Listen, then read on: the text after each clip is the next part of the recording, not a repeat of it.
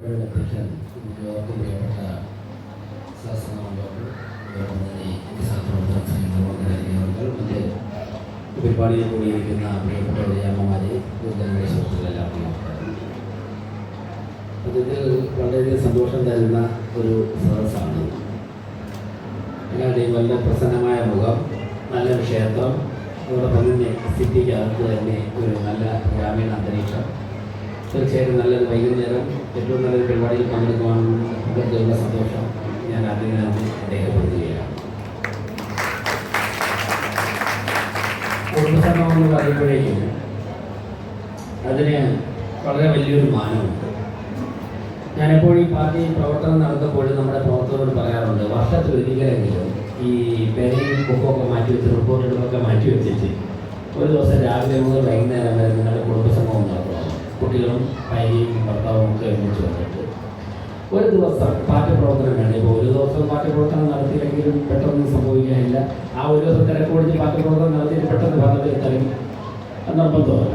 അപ്പം അതുകൊണ്ട് ഒരു ദിവസം മാറ്റി വെച്ചിട്ട്, കാരണം വർഷത്തിലൊരിക്കൽ, കാരണം ഈ നമ്മുടെ രാജ്യത്തിൻ്റെ നാടിൻ്റെ അടിസ്ഥാനം തന്നെ ഈ കുടുംബസങ്കല്പമാണ്.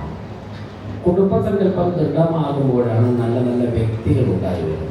നല്ല നല്ല വ്യക്തികൾ ഉണ്ടാകുമ്പോൾ സ്വാഭാവികമായിട്ടും നല്ല നല്ല കുടുംബങ്ങൾ ഉണ്ടാകുമ്പോൾ അത് ഗ്രാമമായി മാറുന്നു, പട്ടണമായി മാറുന്നു, അത് സംസ്ഥാനമായി മാറുന്നു, രാജ്യം തന്നെയായി മാറുന്നു. അപ്പോൾ പരസ്പരം പറയാൻ നമുക്ക് തൊട്ട് കാണിക്കാൻ പറ്റാത്ത, വരച്ച് കാണിക്കാൻ പറ്റാത്ത, എഴുതി കാണിക്കാൻ പറ്റാത്ത ഒരു ബന്ധം, ഒരു ഇന്റേണൽ ബോണ്ടിങ് ഇതിൽ കിട്ടിയിട്ടുണ്ട്. ഇപ്പോൾ തന്നെ നമ്മൾ 2, 3, 5 മണിക്കൂർ ഒരുമിച്ചിരിക്കുമ്പോൾ നിഷ്കളങ്കരായ കൊച്ചു കുട്ടികളൊക്കെ അവർക്കുള്ള നടക്കുന്ന എന്താണെന്ന് പറഞ്ഞു. പക്ഷേ അവർക്ക് ഇതിനകത്ത് ഇങ്ങനെ ഓടി കളിക്കുക. ഞാൻ നോക്കിയപ്പോൾ അതൊക്കെ കുട്ടികൾ പ്രാർത്ഥനയൊക്കെ ചൊല്ലിയപ്പോൾ അവരിങ്ങനെ നടക്കുകയാണ്. അവർക്ക് എന്താണെന്ന് നടക്കുന്നത്. പക്ഷേ നമ്മുടെ നാട്ടിൽ ഇങ്ങനെയൊക്കെ ആവാം, ഇങ്ങനെയൊക്കെയാണ്, ഇവരൊക്കെ ഈ ഇരിക്കുന്ന ആരൊക്കെ നമ്മുടെ ആരൊക്കെയാണ് എന്നുള്ളൊരു ബോധം അവരുടെ ഉള്ളിൽ അവരറിയാതെ തന്നെ ക്രിയേറ്റ് ചെയ്തിരിക്കുകയാണ്. ഇതാണ് ഭാവിയിലേക്ക് പരസ്പരം സഹായിക്കുക, സ്നേഹിക്കുക, ഇടപെടുക. ഇതായിരുന്നു നമ്മുടെ അതായത് നമ്മുടെ രാജ്യത്തിന് ഭരണഘടന ഉണ്ടാകുന്നതിന് മുൻപ്, ഗവൺമെൻറ്റുകൾ ഉണ്ടാകുന്നതിന് മുൻപ്, രാഷ്ട്രീയ നേതാക്കന്മാരും പ്രധാനമന്ത്രിയും പ്രസിഡന്റും ഭരണാധികാരികളും ഒക്കെ ഉണ്ടാകുന്നതിന് മുൻപ് തന്നെ ഈ രാജ്യത്തുണ്ടായിരുന്നൊരു സംസ്കാരം. കാരണം ഇതെല്ലാം ഉണ്ടാകുന്ന 1947 ശേഷമാണല്ലോ.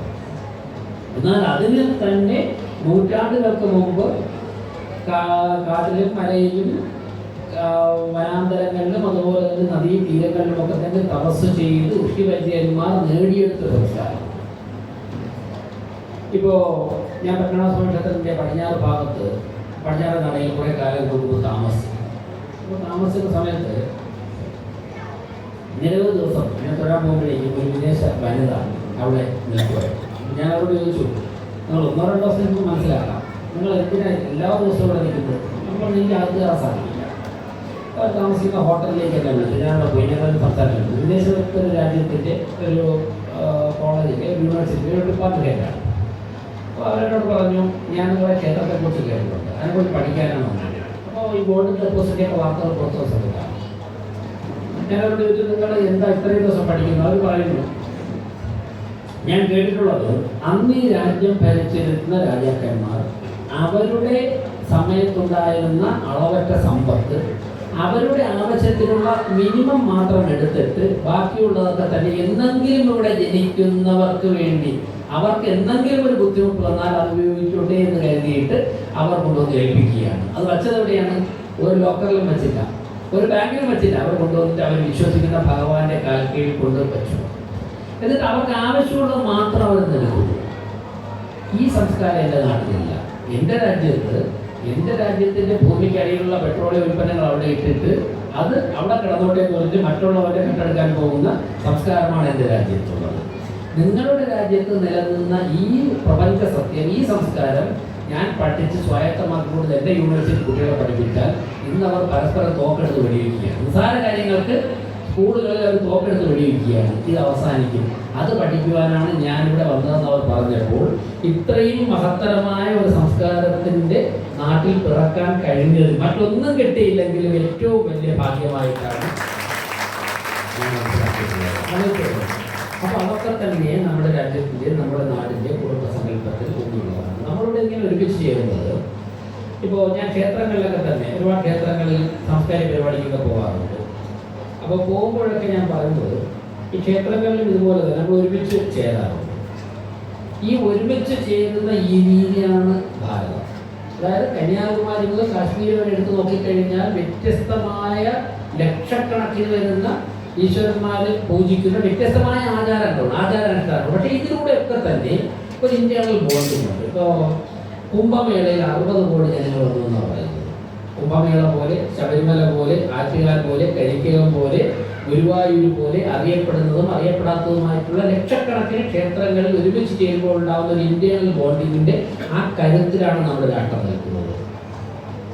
പണ്ട് സ്വാതന്ത്ര്യ ദിനത്തിൽ പ്രസംഗിക്കാൻ പോകുമായിരുന്നു. 2ാം ക്ലാസ്സിൽ 3ാം ക്ലാസ്സിൽ പഠിക്കുമ്പോഴേക്കും ഇല്ലെങ്കിൽ 4ാം ക്ലാസ്സിൽ പഠിക്കുമ്പോൾ എന്ത് പ്രസംഗം വായനയൊന്നും വായില്ല, കളി മാത്രമേ ഉള്ളൂ. അതുകൊണ്ട് പ്രസംഗിക്കാമെന്ന് പറഞ്ഞിട്ട് ആരെങ്കിലും എഴുതി തരും, അത് വെച്ചിട്ട് നമ്മളങ്ങ് കാച്ചും. അപ്പോൾ ചിലതൊക്കെ കേരളത്തിന് മയക്കെടുക്കുമ്പോൾ മറന്നു പോകും, മറ്റുള്ളതൊക്കെ ഫിറ്റ് ചെയ്യും. അപ്പോൾ ഏറ്റവും കൂടുതൽ ഉപയോഗിക്കുന്ന ഒരു വാക്കാണ് സൂര്യൻ അസ്തമിക്കാത്ത സാമ്രാജ്യത്തിൻ്റെ കയ്യിൽ നിന്നാണ് നമ്മൾ സ്വാതന്ത്ര്യം നേടുന്നത്. അപ്പം ഈ സൂര്യൻ അസ്തമിക്കാത്ത സാമ്രാജ്യം എന്താണെന്ന് ഒരു പിടിയില്ല. അപ്പോൾ ടീച്ചർ എഴുതുന്ന നമ്മൾ പാടുകയാണ്. പിന്നീട് മനസ്സിലായത് എന്താണ്, അതായത് ബ്രിട്ടീഷുകാരുടെ കയ്യിലുണ്ടായിരുന്ന ഒരു രാജ്യത്ത് സൂര്യൻ അസ്തമിക്കുമ്പോൾ വേറൊരു രാജ്യത്ത് സൂര്യൻ ഉദിക്കും. അപ്പോൾ സൂര്യൻ ഉദിക്കുന്നതും അസ്തമിക്കുന്നതുമായ രാജ്യങ്ങളൊക്കെ തന്നെ അവരിങ്ങനെ ഭരിക്കുകയാണ്. ഇന്ത്യയിൽ സൂര്യൻ അസ്തമിക്കുമ്പോൾ അവരുടെ കീഴിലുള്ള മറുഭാഗത്തുള്ള രാജ്യത്ത് സൂര്യൻ ഉദിക്കും. ഒന്ന് ആലോചിച്ച് നോക്കും. അവരെങ്ങനെയാണ് നേടിയത്? അവർ നേടിയത് പിന്നീട് കുറെ കൂടെ രാഷ്ട്രീയ പ്രവർത്തനം പറയുമ്പോൾ ഞാൻ ആലോചിച്ചു. അതായത് ഇന്നിപ്പോൾ നമ്മളിപ്പോൾ അവസാനം നമ്മളെ വിട്ടുപോയത് ബ്രിട്ടീഷുകാരാണ്. അവസാനം അതിനു മുമ്പ് പോർച്ചുഗീസുകാർ ഭരിച്ചു, ഡച്ചുകാർ ഭരിച്ചു, മുഗളന്മാർ വന്നിട്ടുണ്ട്. ഇവരൊക്കെ തന്നെ ഈ രാജ്യത്ത് വന്നിട്ടുണ്ട്. അപ്പോൾ ഇന്ന് ഇംഗ്ലണ്ടിൽ, അന്ന് നമ്മുടെ ഭരിച്ച ബ്രിട്ടനിൽ ഇന്ന് പോകണമെങ്കിൽ ഒരു 12-13 മണിക്കൂർ മതിയാവും ഫ്ലൈറ്റിൽ പോകണമെങ്കിൽ. അന്ന് എത്ര വേണം? 8 മാസം 9 മാസം 8 മാസം 9 മാസം 10 മാസം പായ്ക്കപ്പലിൽ കടലിലൂടെ കൊടുങ്കാറ്റിലൂടെ യാത്ര ചെയ്ത് ഇവിടെ എത്തുമോ ഇല്ലെന്ന് യാതൊരു ഉറപ്പുമില്ല. ചിലപ്പോൾ സ്രാവ് പിടിക്കും, ചിലപ്പോൾ മീൻ പിടിക്കും, ചിലപ്പോൾ വെള്ളം കുടിക്കും. അങ്ങനെ റിസ്ക് എടുത്തിട്ടാണ് വരുന്നത്. ഒന്ന് ആലോചിച്ച് നോക്കും. 8-9 മാസം കപ്പലിലൂടെ അവിടെ നിന്ന് പുറപ്പെട്ട ഇവിടെ നിന്ന് എത്തുമെന്ന് ഉറപ്പില്ലാത്ത ആൾക്കാർ അവിടെ നിന്ന് എന്തിനായിരുന്നു ഇവിടെ വന്നത്? അപ്പം ഞാൻ ഇത്രയും റിസ്ക് എടുത്ത് വേറെ രാജ്യത്ത് പോകണമെങ്കിൽ എൻ്റെ രാജ്യത്തില്ലാത്ത എന്തോ അവിടെ ഉണ്ട്. എൻ്റെ രാജ്യത്തുള്ളതിനേക്കാൾ ദരിദ്രനാരായണന്മാരുടെ രാജ്യമായിരുന്നു അവിടെ, ഞാൻ അവിടെ പോകില്ല. അപ്പോൾ നൂറ്റാണ്ടുകൾക്ക് മുമ്പ് തന്നെ ബ്രിട്ടനിൽ ഉണ്ടായിരുന്നതിനേക്കാൾ എന്തൊക്കെയോ ഭാരതത്തിൽ ഉണ്ടായിരുന്നത് കൊണ്ടാണല്ലോ ഇത്ര റിസ്ക് എടുത്ത് അവരോട് വരാൻ തയ്യാറായത്. അതൊരു പക്ഷേ ഇതുപോലുള്ള സംസ്കാരമായിരിക്കാം, ഒരുപക്ഷെ സുഗന്ധവ്യഞ്ജനങ്ങളായിരിക്കാം, അല്ലെങ്കിൽ സ്വർണ്ണ നാണയമായിരിക്കാം, അല്ലെങ്കിൽ വിജ്ഞാനമായിരിക്കാം. ഇങ്ങനെ ഒന്നുകിലെല്ലാം അല്ലെങ്കിൽ ഏതോ ഒന്ന് അവരുടെ രാജ്യത്തെക്കാൾ കൂടുതൽ ഇവിടെ ഉള്ളതുകൊണ്ടായിരുന്നു അവരൊക്കെ തന്നെ അന്ന് കൊടുക്കും കാറ്റില്ലെങ്കിൽ കാറ്റിലൂടെയും കടലിലൂടെയും ഇവിടെ എത്തിയത്. അപ്പോൾ അതിന് എത്ര പേരാ വന്നത്? ഒരു കപ്പലിൽ അല്ലെങ്കിൽ 10 കപ്പലിൽ അല്ലെങ്കിൽ 50 കപ്പലിൽ ഒരു കപ്പൽ എത്ര പേര് കൊള്ളും? അന്നത്തെ കപ്പലിൽ ഇനി കൊണ്ടാൽ തന്നെ 50 കപ്പൽ വന്നു കഴിഞ്ഞാൽ അല്ലെങ്കിൽ 100 കപ്പലിൽ എത്ര പേർക്ക് വരാൻ സാധിക്കും? നമ്മൾ എത്ര ഉണ്ടായിരുന്നു ജനസംഖ്യ? 36 കോടി. അവരെത്ര ഉണ്ടായിരുന്നു? 6 കോടി. അപ്പൊ 6 കോടി ജനങ്ങളുള്ളിടത്ത് നിന്ന് ഒരു പിടി ആൾക്കാർ കപ്പലിൽ 9 മാസം യാത്ര ചെയ്ത് വന്ന് എല്ലാം ഉള്ള 36 കോടി ജനങ്ങളെ ഭരിച്ചു. ഒന്ന് ആലോചിച്ച് നോക്കണം. ഇപ്പൊ നമുക്ക് ആലോചിച്ച തമാശ തോന്നും. അപ്പോൾ നമുക്ക് എല്ലാം ഉണ്ടെന്ന് നമ്മൾ പറയുമ്പോൾ എന്തോ ഒന്നില്ലായിരുന്നു. ആ ഇല്ലാതിരുന്നതാണ് ദേശീയവാദം.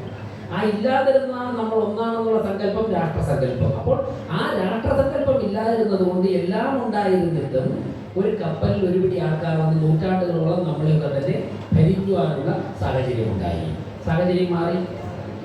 അതിനുശേഷം ഇന്നുമായി കണക്ട് ചെയ്ത് പറയുമ്പോൾ നമ്മളുണ്ടായ മാറ്റം, ഉണ്ടാകേണ്ട മാറ്റം, നമ്മൾ നിലനിർത്തേണ്ടതിനെ കുറിച്ച് ഞാൻ പറയുമ്പോൾ ഇന്നുമായിട്ട് കണക്ട് ചെയ്ത് പറയുമ്പോൾ ഇപ്പോൾ നമ്മൾ ഏറ്റവും അവസാനമായിട്ട് നേരിട്ടുകൊണ്ടിരിക്കുന്ന ചെറിയൊരു പ്രതിസന്ധിയാണ് പാചകവാതകത്തിൻ്റെ ഷോർട്ടേജ്.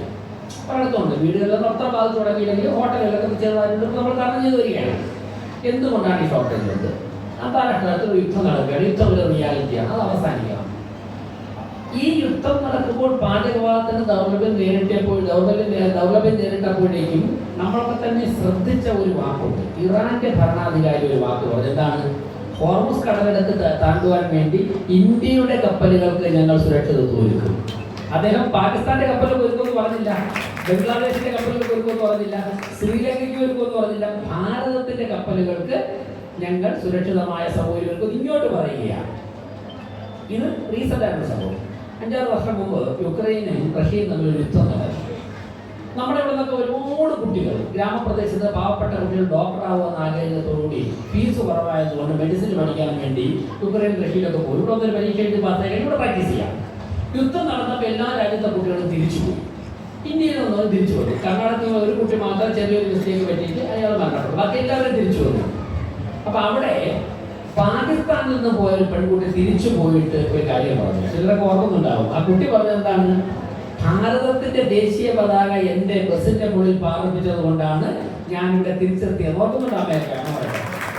അവൾ ഞാൻ പാകിസ്ഥാന്റെ പതാക പാർപ്പിച്ച് നല്ല പറഞ്ഞത്. അപ്പൊ ആരൊക്കെ ചോദിച്ചു, നീ പാകിസ്ഥാൻകാരിയല്ലേ, എങ്ങനെ ദേശീയ പതാക ഇന്ത്യയുടെ ദേശീയ പതാക? അപ്പൊ അവർ പറഞ്ഞു, ഈ ബങ്കർ ഉണ്ടല്ലോ, യുദ്ധം നടക്കുന്ന സ്ഥലത്തൊക്കെ തന്നെ ബങ്കർ. നമ്മൾ പണ്ട് ഇപ്പൊ പ്രശ്നമില്ലാത്തത് കാശ്മീരിൽ ഇപ്പോൾ ഇല്ല.